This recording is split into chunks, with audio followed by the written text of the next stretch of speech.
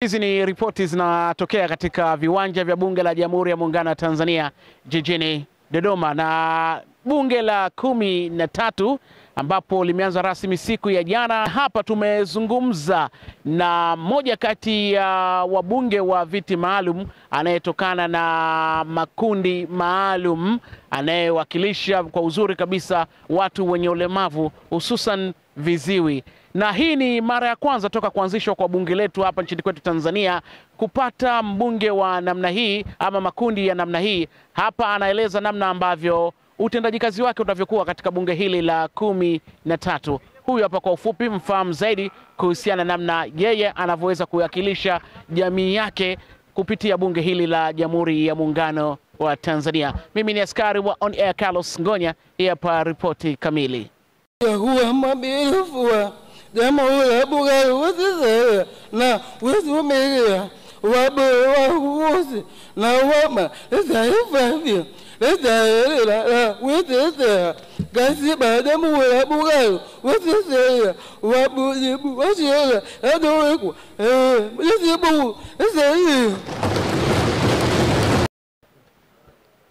Matarajio yangu ni fursa, na kwa sababu tupo na serikali ya awamu ya 6, zipo fursa ambazo zinawahusu watu wenye ulemavu ambazo tayari zimekwisha kufanyiwa kazi.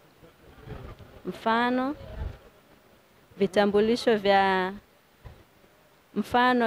dira ya taifa 2020 mpaka 30 imeeleza kwenye vipengele ambavyo vinahusu watu wenye ulemavu.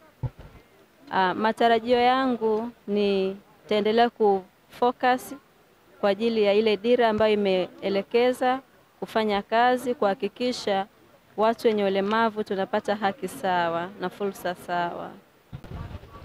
Ukweli tangu uhuru haijawahi kutokea kupata mbunge kiziwi, ni mara ya kwanza.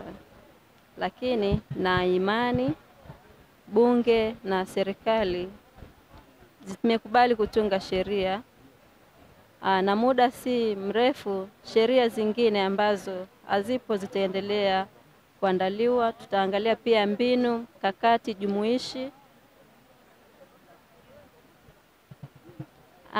Najisikia niko vizuri, lakini pia natamani kupiga kazi.